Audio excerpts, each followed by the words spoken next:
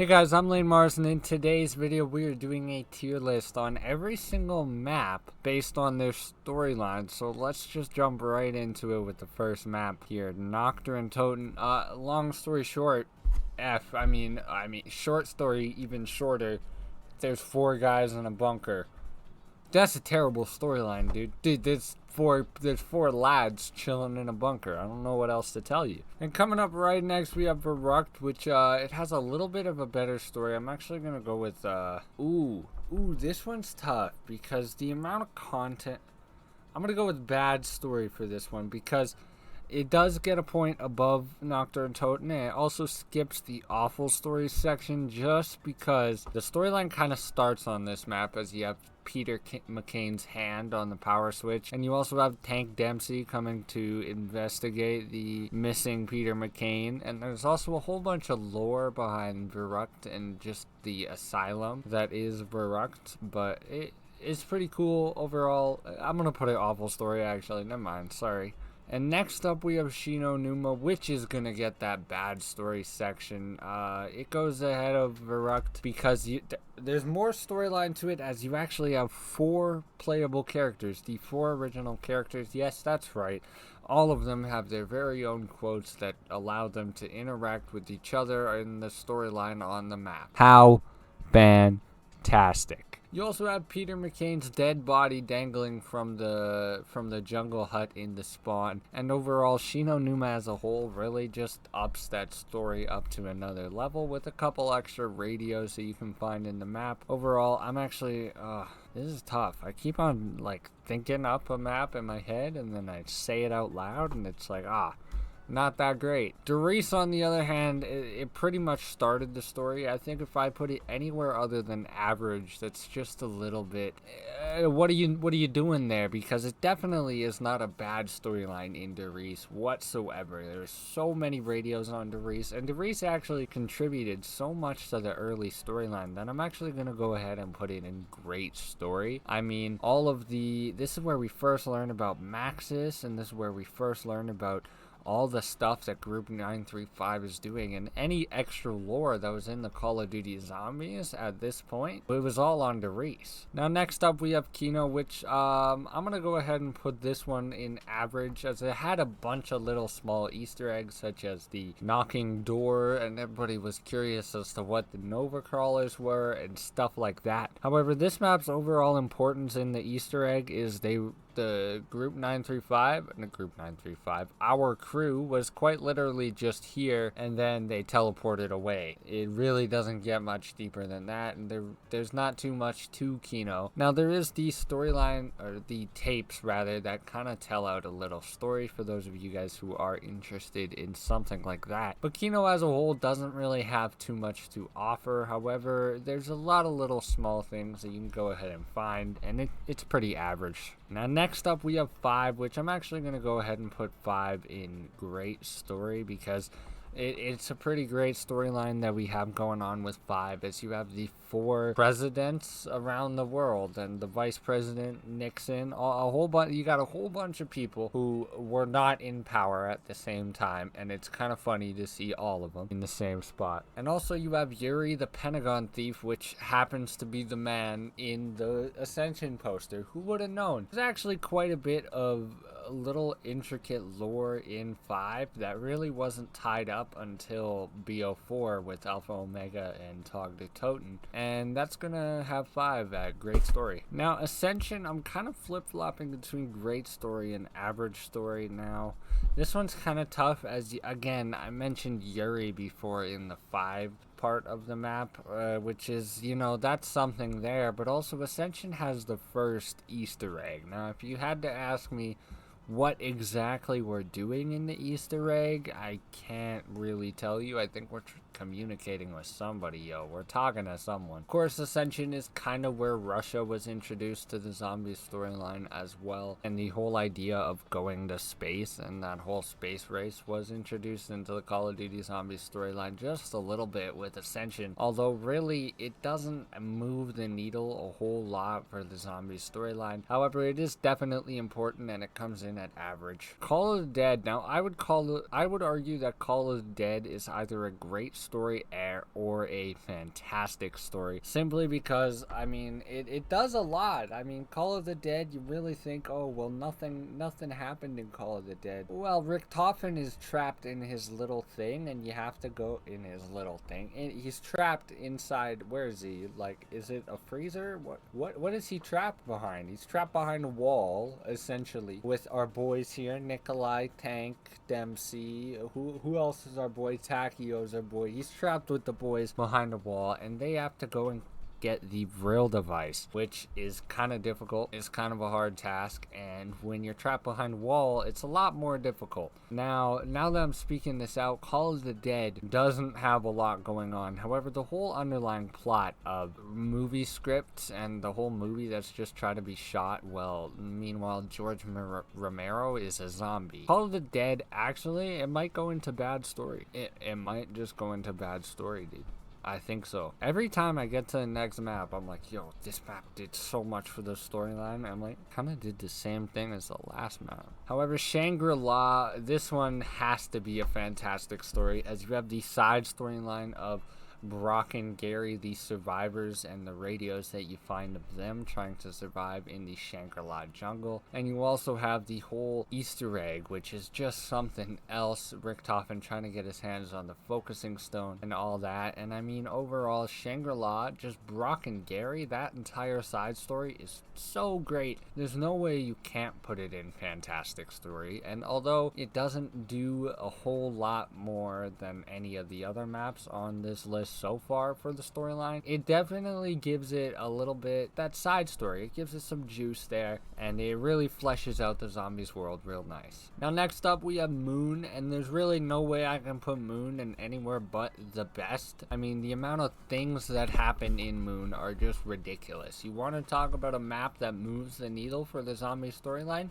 Moon. You guys want to know what happens in Moon? Everything in Black Ops 2 happens in Moon, okay? Literally all of it. The world blown up, you go shoot the rockets, boo! Also, Richtofen gains control of the zombies because he switched souls with Samantha. I mean, Moon is really an eventful map for the zombie storyline. There's also a ton of radios on Moon and a ton of extra lore that was found on Moon as well, and a little other side Easter eggs like the space dog, which don't have anything to do with the story, I know, but Moon, Moon S tier, it's great.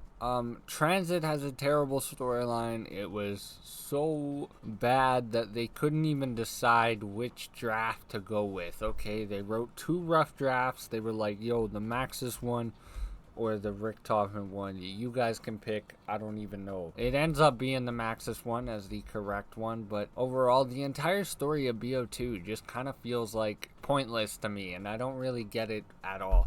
And the Victus crew as a whole just makes it even less enjoyable, and the comics really had to come in and flesh out these maps and their storyline wise flesh them out a lot more. Now, of course, much of the same can be said for Die Rise. I really don't feel like there's any reason to put it ahead of Transit or, you know, anything like that. I mean, if you guys disagree, if there's anything major that happened in Die Rise that I'm just missing, honestly, I kind of want to put Transit in, like, awful or maybe even the bad storyline, just because it is the start of Victus. And the bus, you know, that's how they get from point A to point B. There is kind of some stuff like that, and Bus Route B and all that. A lot of it was just, it never came to fruition, and the comics really help out Transit. But Die Rise, they just light a beacon for Maxis. That's all that happened on Die Rise. Maxis can see you now, dude. There's a beacon. That's it.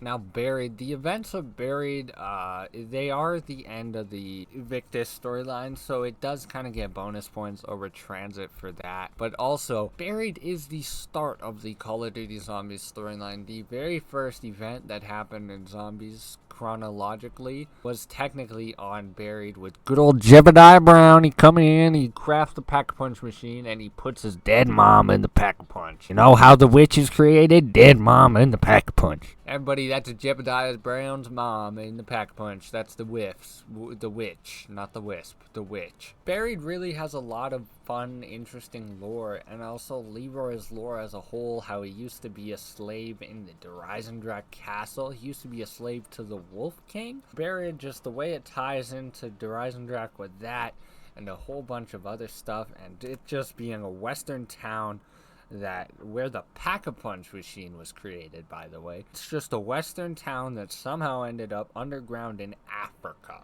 Buried is a very cool map, and the story is very cool as well, so it gets fantastic story. Now, Origins is a tough one because it really does a good job at introducing Black Ops 3 storyline, as in we have to save the girl, we have to get in communication with Maxis, and there's a whole plan to get set in motion here. However, overall, Origins doesn't actually do that much for the story other than bring our core 4 characters together, and it opens up Agartha. That's about all you do in Origins. Now, the amount of theories that were crafted around Origins at the time was just astonishing. Now, I kind of only believe that because there wasn't a whole bunch of info on the story. However, I kind of can't see myself putting it below a great story. I'm gonna put it ahead of 5, right in between Derice. I think I'm gonna go behind Derice, I think. No, Origins introduced so much to the zombie storyline, it's gonna go ahead of Derice. It's gonna be the top of the great storyline category.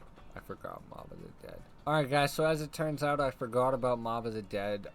Best storyline.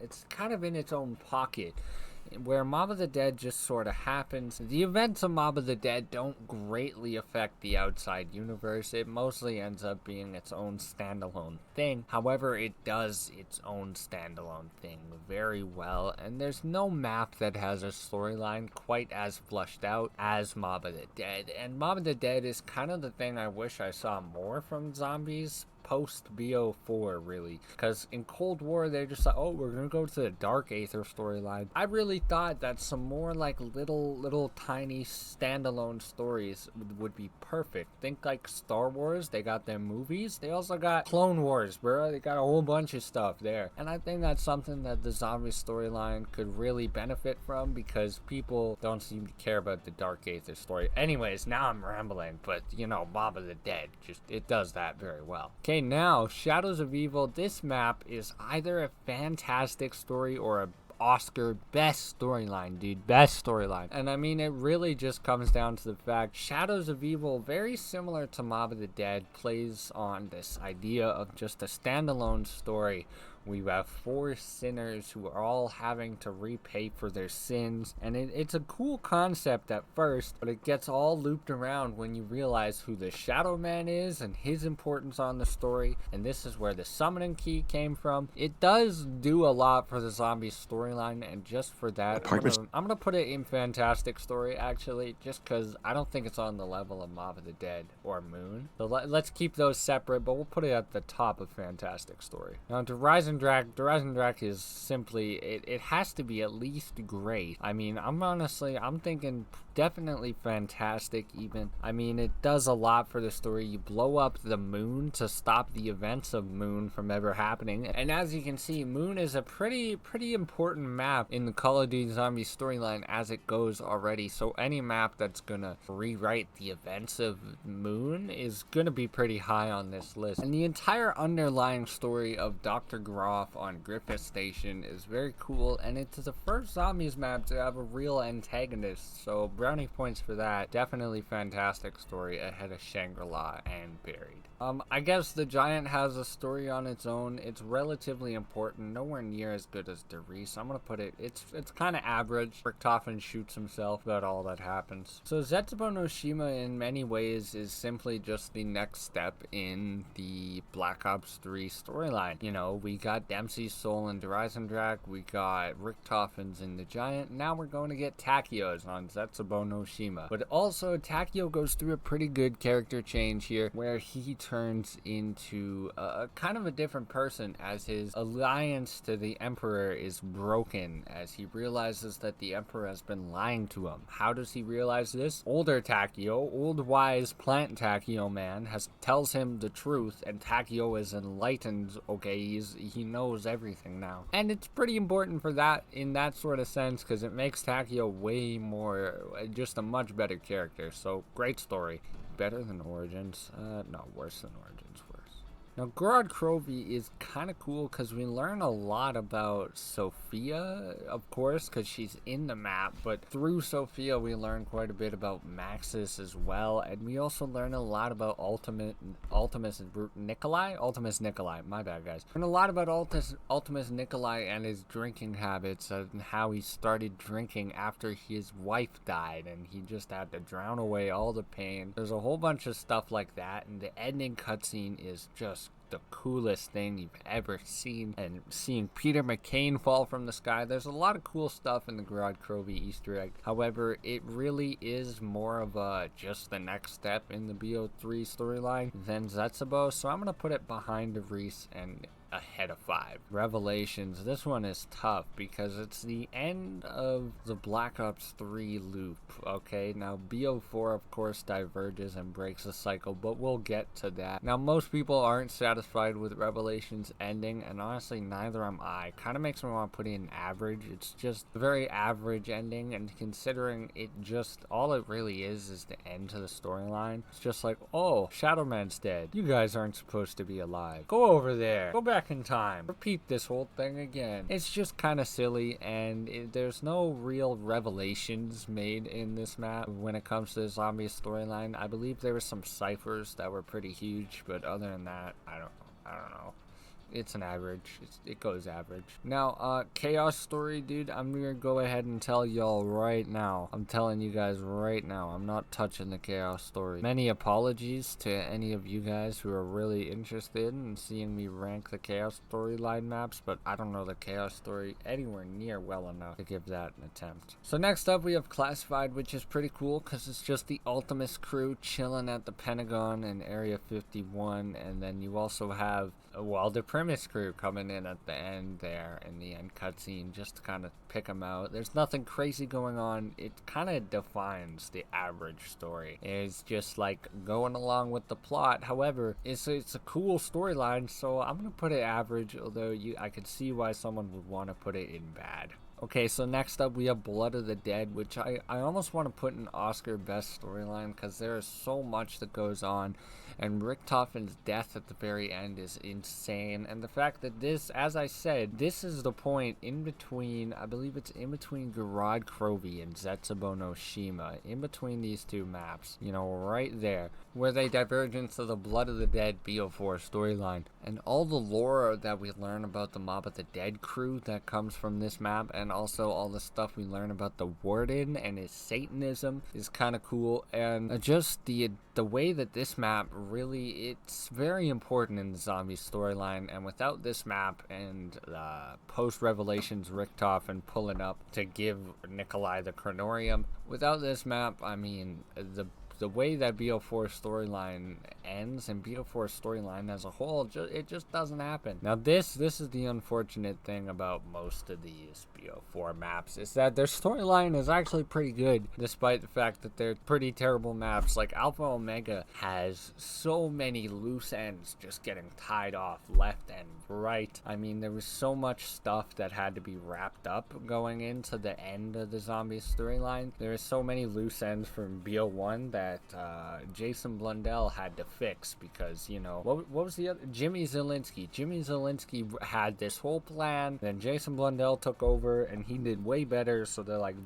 Jimmy, you're getting the boot, alright, see you later. And thus Jason Blundell eventually had to, you know, go back and correct the mistakes that Jimmy Zielinski made. I say mistakes, but that's not what they are. And Alpha Omega does a very good job of that, and also the story on the origin of Ted and the origin of the Avogadro, and what Stuhlinger in the bunker? No, Marlton in the bunker. Yeah, that's right. All that stuff, very cool on Alpha Omega. And lastly, we have Tag der Toten, which, I mean, it's a good ending, not a great ending. I think it's better than Revelation, so I have to put in a great story.